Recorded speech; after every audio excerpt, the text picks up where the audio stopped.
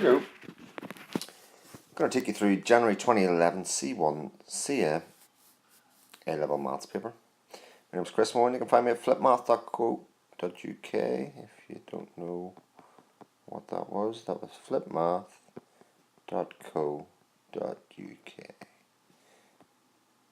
Okay, on with the questions. Question number 1 is, if y equals 5x plus 4x cubed, find dy by dx, and then after that, hence find the coordinates of the point on the curve with the same equation at which the gradient is 8. Okay, let's make this a little bit smaller to start off with, to give us some room to work in. And let's work away. So if y equals 5x plus 4x cubed, dy by dx equals. Nice question to start off with this because you should be well practiced on how to differentiate. So for 5x, you can do x to the 1, take away from 1, multiplied by the 1 at the front, if you like, or know the shorthand rule that if you differentiate anything that's x, you just get 5, and plus. The 4x cubed, you multiply the 3 by the 4 to give you 12, x, and then you take 1 away from the 3 to give you 2. And that gives me that dy by dx, so the first differential is 5 plus 12x squared. Question 2. Hence find the points in the curve at which the gradient is 8. Well, dy by dx is an expression for the gradient at any, or gets an expression for the gradient at any point on the curve. So it's saying that dy by dx equals 8, and we've got to find the value of x and then subsequently y for which that's true. So if I do part 2, like here, I've got that dy by dx is equal to 5 plus 12x squared, and we want that when it's equal to 8. So I'll have 12x squared. I'm going to bring my 5 over there. So that equals 8. And then the plus 5 becomes a minus 5. So that's 12x squared equals 3. I'm going to divide across by the 12. So to get x squared equals 3 over 12, which equals a quarter. And so,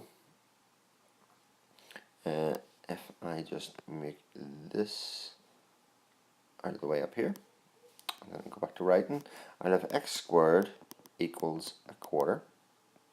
So x equals the square root of 1 over 4.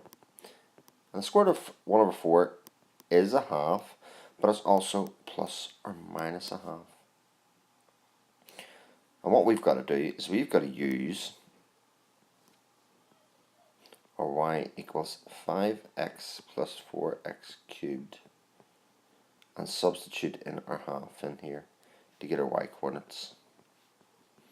So if I do that, first of all, I'll get 5 over 2 plus 4 times an eighth, which is a half, which equals 3. So that gives me a half 3. And then I'm going to, let's see, where will I move this? I'll move this out of the way. So I've got a half 3 up there. And then I'll use y equals 5 times minus a half plus 4x to minus a half cubed. And that's minus 5 over 2 minus a half in this case, because it'll be 4 over minus an eighth, and that equals minus 3, given my coordinates to be either a half 3 or minus a half minus 3. That's that question done. The 6 marks therein. Okay, question 2. Using the factor theorem, show that x plus 3 is a factor of 2x cubed plus x squared minus 13x plus 6. We'll then go on to part 2 to use that to factorize the expression, and part 3 we'll solve it before going on to part B. Let's make this a bit smaller, or in the case that I've just done, a lot smaller. And let's look at the factor theorem. Well, the factor theorem says that f of a is equal to naught. So when I substitute in the value of a is equal to naught, it tells me that x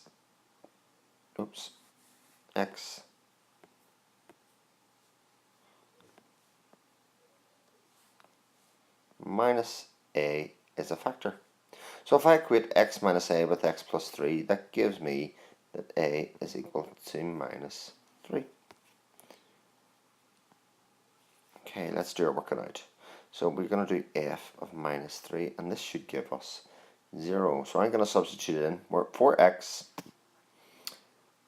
minus 3. So if 2 times minus 3 cubed plus, minus 3 squared minus 13 times minus 3 plus 6.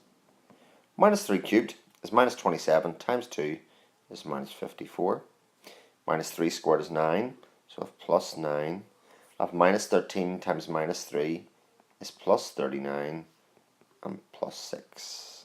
If I group some of this together, 9 plus 39 plus 36 gives me 54, and of minus 4 plus 54 equals 0. Therefore, x plus 3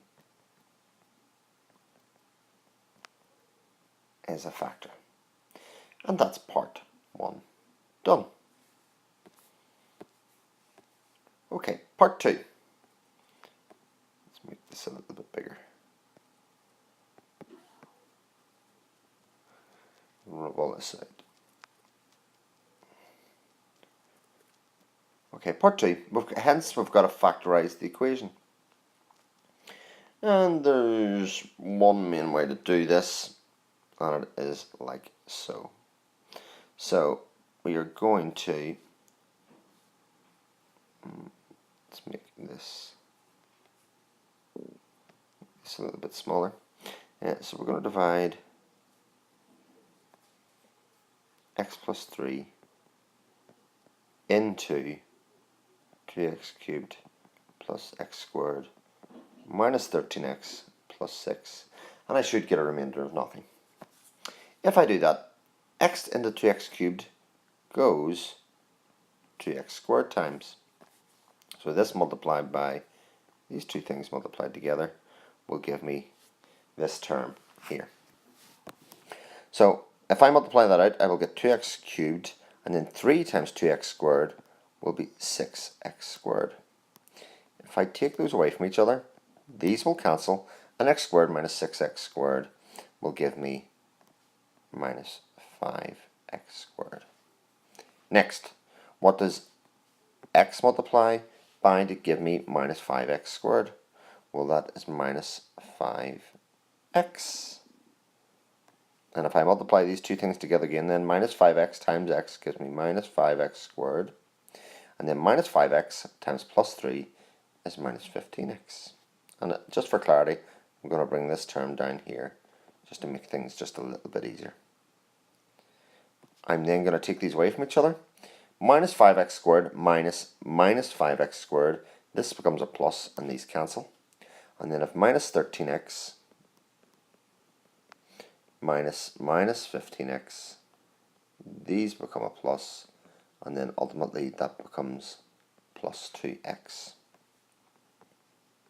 So plus 2x is going to be here. Sorry, I should just put that over here.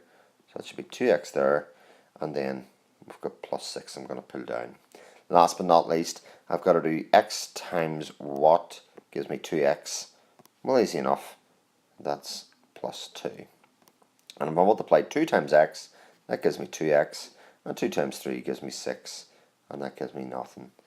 And that's that using my algebra division, which is rather nice. Okay, so let's work at the rest of the factors.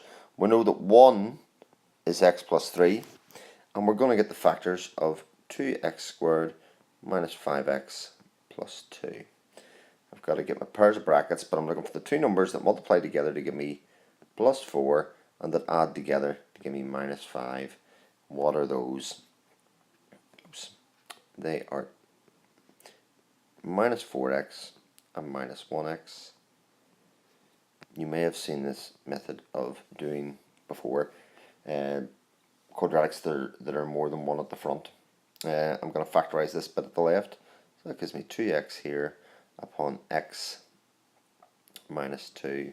And then here I want plus 1x. So I'm going to take it a factor of minus 1. And sure enough, that leaves me x minus 2. So my factors for those brackets are 2x minus 1 and x minus 2. Leaving me all factors to be x plus 3, 2x minus 1, and x minus 2. And if you really wanted, you could check that, f of 2 gives me naught and f of a half gives me naught, if you really wanted to make sure that those are okay. But it works out nice and evenly, and a lot of times these types of questions do. On to part 3.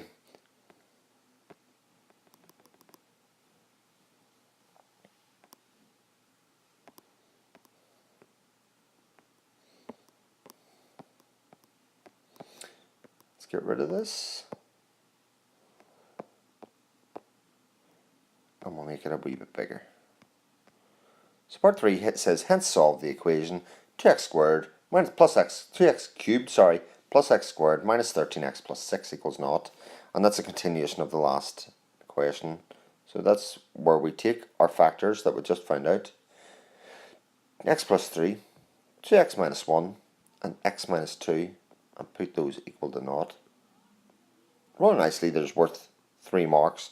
We'll just take each of those brackets equal to naught. So x plus 3 equals naught. So x equals minus 3. 2x minus 1 equals naught. X is going to equal a half. Not minus half as it looks there. And then x minus 2 equals to naught. So x equals 2. And our 3 answers are there. Okay, part B.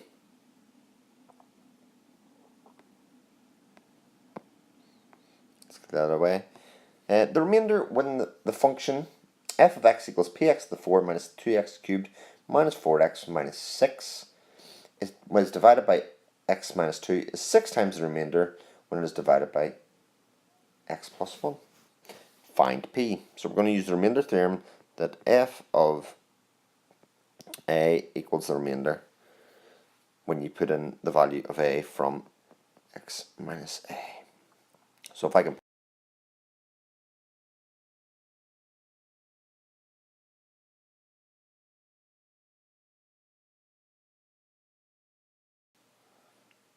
Okay, question 5. The graph of the function y equals f of x is sketched in figure 2 below. Draw a sketch of the graph y equals f of x plus 2, clearly labelling the image of point A. First thing to do is going to make this slightly smaller, and we'll point out that point A is this one up here, and it is currently 3, 2. F of x plus 2 is somewhat counterintuitively, I suppose, at the start when you're looking at them. It's actually a shift of 2 units left. So if I do that graph with a little sketch, 2 units to the left, it's going to turn down a little quicker, and I'm going to mark my 2 points. Well, what's 2 units left of 3? It's 1. It still says 2, and A is then just 1, 2. I'll mark my x and my y axes, and that's question 1 done. Question B is a little bit of a hodgepodge of what we have from what we had before. So transformations of graphs in the first part. Part B is a third question. And our rectangle has area of 12. Its length is root 7 plus 2 centimeters. Find the width in the form a root b plus c. I'm going to draw a quick sketch. Root 7 plus 2 is the length, and x is the width. Okay, so we know that when we multiply these two together and do our length times breadth, whoa, there's a lovely pink colour, we should equal 12. Okay, so we know that root 7 plus 2 multiplied by x is equal to 12. If I divide across by my root 7 plus 2, I will get that x equals 12 over root 7 plus 2, which we can, in my very best handwriting that I've done so far, rationalize. Okay, to rationalize, how do we do that? To rationalize, we multiply, as my dad used to say, by the same only different. Instead of multiplying top and bottom by root 7 plus 2, we do it by root 7 minus 2. And the reason that we're going to do that is because when we go to multiply these two things together, we're going to use the difference, or the lovely simple fact of the difference of two squares will mean that we will end up with no square root on the bottom down here, which is rather cool. So if I multiply on the top first of 12 times root 7, which is 12 root 7, then of 12 times minus 2 is minus 24. Divided by root 7 times root 7 is 7. As I said before, the plus 2 root 7 and the minus 2 root 7 will cancel out, and I'll just be left with plus 2 times minus 2, which is minus 4. Which gives me 12 root 7. Whoops. Instead of plus, that should be a minus 24 over 3. I can divide in by the 3 and get 4 root 7 minus 8. And that is me answer. The part B. Part C is another departure from what we've been doing before. Let's just get rid of my little drawing, and we'll make it a little bit bigger to start off with. So solve the equation x to the power of a third equals 2 plus 15x to the minus a third.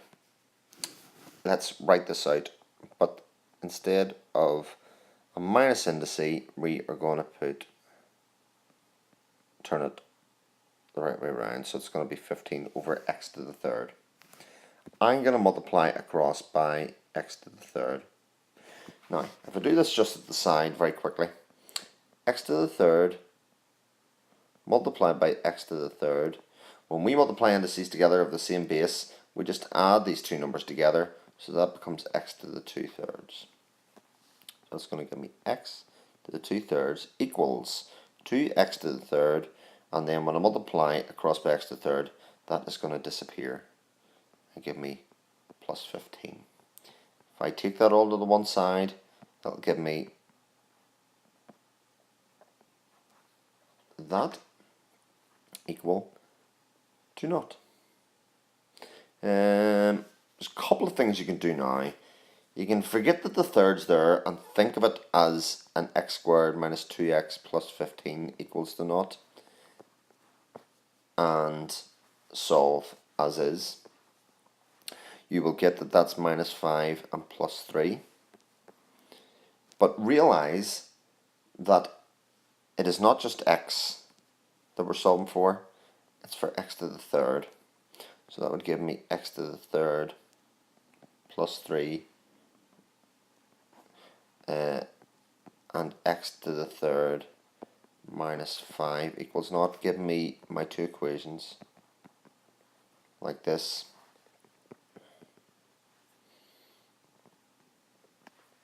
To get rid of the third, that's the cube root, I would cube both sides, and that will give me x equals minus 3 cubed, which is minus 27. And cubing these two, that will give me x to 125. The other thing you could do, if I go back up at this point here, is I could cube everything the whole way across. That'll be fine, it'll give me x squared, it'll give me minus 2x, but I would have to cube the 15. And 15 cubed will get a little too big of a number sometimes to deal with. You know, getting the factors of that are two apart might prove a little tricky to do. So once I get, 3375 as it is, can you tell me the two factors that are two apart when we do that?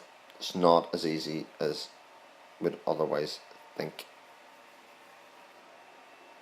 So that way there is definitely the easier of the two to do. Question 6. The number of bacteria in a petri dish after time t hours can be modelled by the equation b equals 4t plus 64 over root t plus 7. Find the number of bacteria after 16 hours. So the first one you can see is only worth 1 mark, and it's just substituting in into our equation. So b equals 4 times 16 plus 64 over root 16 plus 7. Checking this out, 4 16s is 64. Root of 64 over root 16, which is 16, plus 7, and that'll give me 87 bacteria in there after 16 hours. Whoops. Part 1's quite straightforward.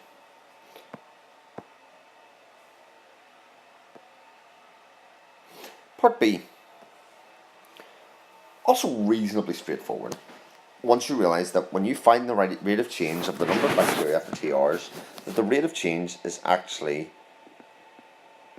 what happens when you differentiate. Differentiation gives you an expression for the gradient at any point in the curve, but it also gives you the rate of change. So I need to find dB by dt. Before I do that though, I should rewrite my expression with the fractional getting rid of and replaced by an indice. So the 4t, but of 64t to the minus a half first. So then when I do my dB by dt, 4t becomes 4. Then we'd have 64 times minus a half, which is minus 32. Whoops. Minus 32t, and I take 1 away from minus a half, I'll get minus 3 over 2, and this plus 7 will disappear. Part 3 says, hence find the range of values for t for which the number of bacteria is increasing. And when I move that up there, things are increasing when they are greater than 0. So 4 minus 32t, the minus 3 over 2 is greater than 0. So 4 greater than 32t to the minus 3 over 2.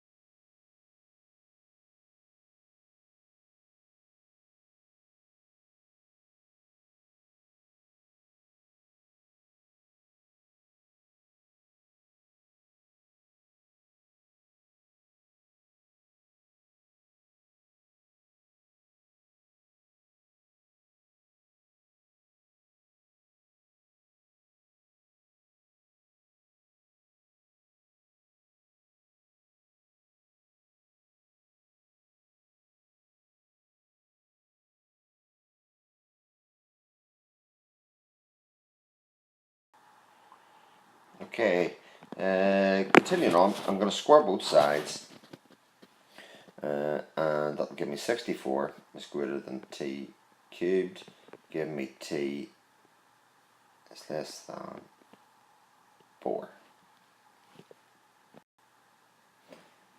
7. Find the coordinates of the points where the curve y equals x upon 9 minus x squared crosses the x-axis. Then find the coordinates of the turning points of the curve and determine the nature, and hence sketch the graph of the curve. So, first bit's quite easy. 3 marks for it. Where things cross the x-axis, y equals to 0. So 0 is going to equal to x upon 9 minus x squared. That gives me x equal to 0. On 9 minus x squared equals to 0. That gives me 9 equals x squared. And, oops, x equals plus or minus 3. Okay, once I do that, I can substitute values, or that gives me my coordinates, should I say, of 0, 0, 3, 0, and minus 3, 0. Bank those for later, because we'll be coming back for them. If we go to part B, find the coordinates of the turning point of the curve, y equals 9x squared minus x cubed, which is just what you get when you multiply the x in on the top part. So I'm going to go part 2, y equals 9x minus x cubed. turning points happen when dy by dx is equal to 0. So when I differentiate that, I will get 9 minus 3x squared equal to 0. Move this up, and that gives me 9 equals 3x squared. Dividing across by the 3 gives me 3 equals x squared. And x is going to equal, root 3 or minus root 3. Now I've got to just substitute in my, to find my y values. So my original equation is y equals 9x minus x cubed. If I substitute in root 3 first, that's 9 times root 3, minus root 3 squared, so cubed, which gives me 9 root 3 minus 3 root 3 as that gives, which is 6 root 3. And then similarly, when I substitute in my 9 times minus root 3, so if that's just right somewhat, minus root 3 cubed, and then it equals minus 9 root 3. That'll be minus then minus 3 root 3, which is minus 9 root 3 plus 3 root 3, which is minus 6 root 3. Given my turning points to be root 3, 6 root 3, or minus root 3 minus 6 root 3. We've got to get their nature, and to get the nature you do the second derivative test, which is d2y by dx squared. My dy by dx, if you remind you, was 9 minus 3x squared. When I differentiate that, the 9 will disappear, and then I'll have minus 6x. So let's go back down. My d2y by dx squared will be minus 6x. I will substitute in my root 3 to start off with. Root 3 will still make that a negative, therefore max. And similarly, when I do minus root 3, that will become positive, that expression, and therefore a min. So the minimum turning point is that one, and the maximum turning point is that. I'll scroll my way back up for part 3, hence sketch the graph. We've got 0, 0, 3, 0, minus 3, 0 for what it crosses the x-axis, and we have turning points here and here. So let's see, I'm going to sketch this. I have 0, 0, I'm going to do 3, 0, minus 3, 0, so 3, 0, minus 3.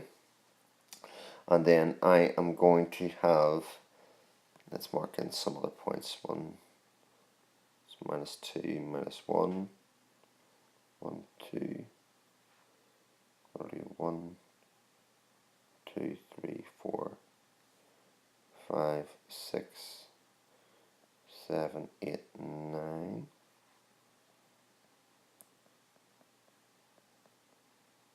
It's going to be quite crude. So we're going to have a max turning point at 3 root 3.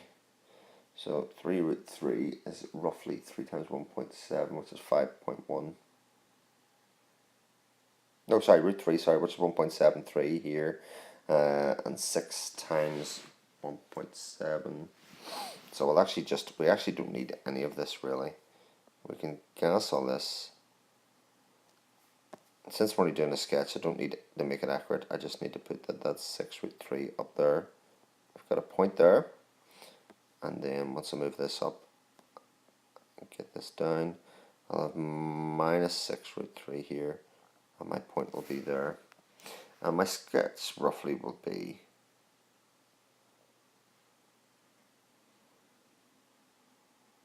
like that. Very crudely, that's what our graph looks like. We basically, all we need is our 1, 2, 3, 4, 5 points and get the flow of the curve that you've been given. And that is that. Last question is a bit of a general question. So a rectangular shaped cardboard has width 8x and an area of 48. Small squares of side 2 are removed from each corner and the sides are folded up to form an open box. The volume of the box must be more than 16 squared centimeters. Show that x squared minus 14x plus 48 is less than 0. So the first thing I'm going to do, a rectangular sheet of width.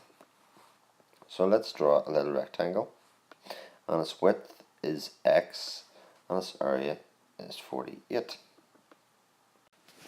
Okay, so next bit is we're going to draw this a little bit bigger, so that when I cut small squares of side 2 out from each corner, you can see a little bit. This length here is now going to be, well, it was x to start off with, but it's going to be now x minus 4. Sorry, the width is going to be x minus 4. So it should really be that side, shouldn't it? And we don't know what this other, we'll call this y. So this is going to be y minus 4 here. Okay. And its volume has got to be, I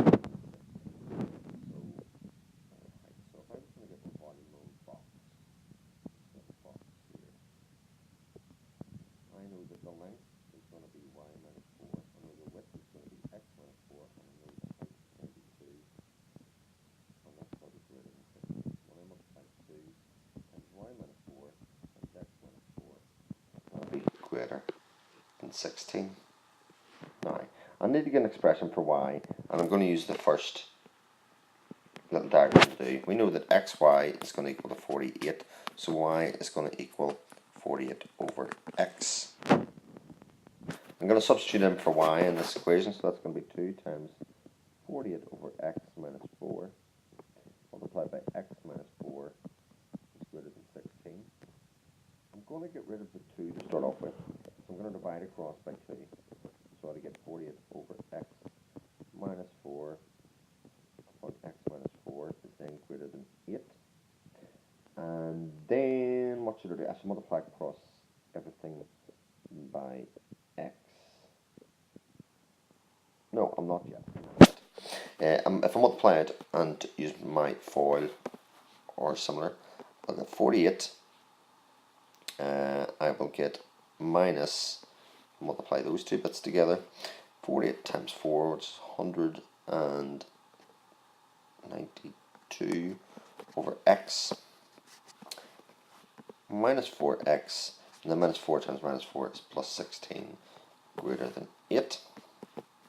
Now I'm going to multiply across by x, so it'll get 48x minus 192 minus 4x squared plus 16x greater than 8x.